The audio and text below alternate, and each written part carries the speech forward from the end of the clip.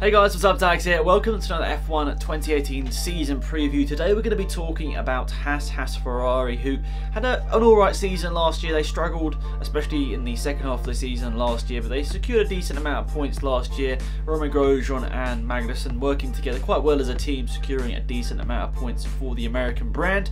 How are they going to perform in 2018, however? Let's start off by talking about Romain Grosjean. He struggled a lot last year with the brakes on the Haas, and they never really got that sorted. It was a problem pretty much throughout the whole season, and even though he did secure some pretty decent points, Romain Grosjean last year, I don't know, he complained a lot, didn't he, about the car last year, which makes you think, makes you doubt about the team and where they could finish this year as well, especially with the likes of Renault, probably, Renault and McLaren especially, being propelled up the grid a little bit more. They probably won't be battling with those guys like they were last year. Like the Sauber probably being quicker as well, and Toro being there or thereabouts will make for an interesting 2018 for the American brand. But Romain Grosjean, like we were talking about, he's a fantastic driver in my opinion. I feel like he gets some pretty unjust criticism from time to time. Considering the car he's driving, I think he does a pretty amazing job, to be fair to him. And I feel like if the right scenario came about, he probably should have been in a top team at some point. At the end of the 2013 season, he was absolutely fantastic. I think he was, in the last couple of rounds of the season, he was only second in terms of points scored in the last couple of races to Sebastian Vettel, and that was the last proper year that he had a competitive car. So it's a tough one. It really is a tough one. Romain Grosjean, I think, is a very good driver, but I feel like the car might let him down this year, just through other cars being, propelled up the grid a little bit more. Of course, I don't hate any driver or any team on the grid, so making videos like this where you're sort of criticising in a way drivers and teams is never nice, because I love them all. But you got to make predictions, and I've got to be straight with them. So I feel like Grosjean, he'll have a decent season. I put him to finish P15 in the Drivers' Championship this year. I think, as I said in the last video, I think he'll score points. I think everyone will score points this season, even the guys at the back of the grid who may struggle, maybe like Hartley or Ericsson. I feel like they will all score points this season. I think that midfield to the back end of the grid will be quite close, which should be good, should make it for an interesting season. But I feel like Grosjean won't be able to propel himself up into the top 10 like where I feel like he should be. He should definitely be in the top 10, and I feel like there should be a bit of a better car underneath him. I feel like he is a very talented driver, just hasn't had the tools the last couple of years. Of course, the Haas project started with a lot of optimism back in 2016, and I think they did a pretty good job, to be fair to them, in the first couple of races, but they haven't sort of progressed as much as I thought they would do, and that's just pure honesty. I thought they might progress a little bit more than they did last year, but it's a world of Formula 1 where there's always, well, generally 20 cars, and someone's going to have to finish last, someone's going to have to finish 15th, someone's going to have to finish 12th. So it's just one of those things where there are so many good teams, so many good drivers, but unfortunately someone's going to always have to finish, down towards the back of the field, and I feel like Haas might fill up that spot this year.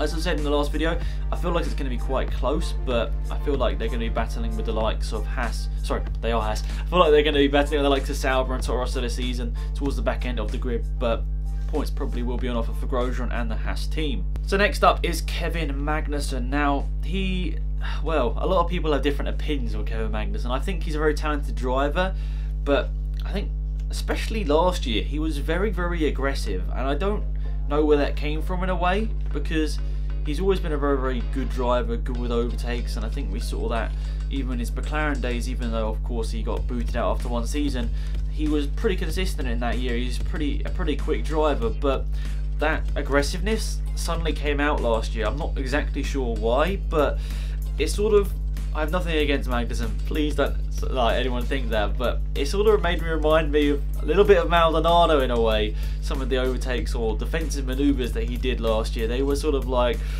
ooh, like gasp of breath sort of thing. And now I don't have anything against that in a way, as long as it doesn't cause crashes, because that's excitement. It's Magnussen getting a good start generally, and then having to defend from faster cars, which sometimes he did with success, sometimes he did with failure and accidents, but it's just the way it is. But I like the fact that we have someone in Formula 1 that's like that. Like, I always liked watching Maldonado, because I didn't like watching the crashes, but I liked watching Maldonado race, because it always sort of left you on the edge of your seat in a way, because you weren't exactly sure what was going to happen next. And I think that's what we have with Kevin Magnussen.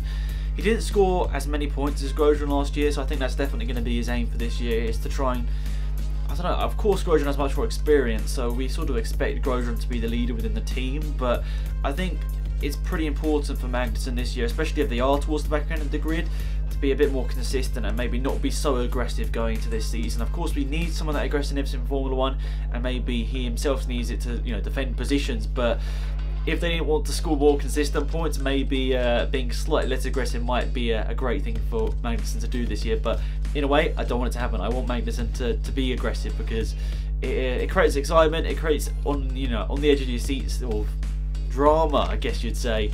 And sometimes we don't really have that in Formula 1. So at least if we have one driver like Magnussen in the field, it keeps everyone entertained. So I feel like it's going to be quite close, as I said, between the back teams this season. I put Magnussen to finish P18 in the championship. That's nothing against him. Once again, I feel like it's going to be a close sort of back end of the grid. But yeah, I think Grosjean 15th, Magnussen 18th. It's going to be a tough one, I feel, this season for Haas. I mean, I feel like they're one of those sort of teams that sort of are going to struggle to make that next step. I mean, that next step, I feel like Williams are going to be a bit in the middle of nowhere this year, but that's just personal opinion. I feel like we'll have the top 3 teams.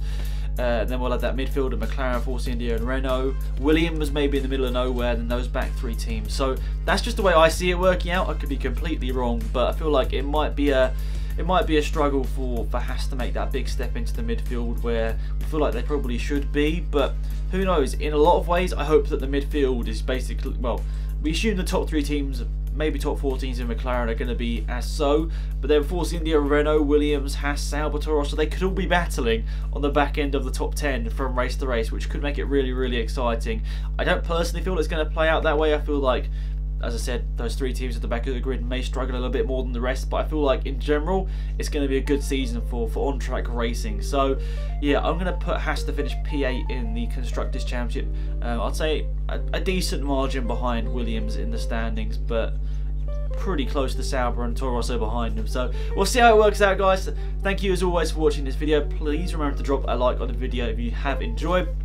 Subscribe to my channel if you are new, that'd be massively appreciated.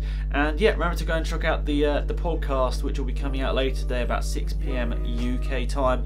That's going to be a live podcast with myself, William and Ruben. So yeah, be sure to tune in. That's F1 testing, and I think it'll be an exciting time. So guys, thanks for watching. Hopefully you enjoyed the video. It's been Alex, and I'm out of here. Goodbye.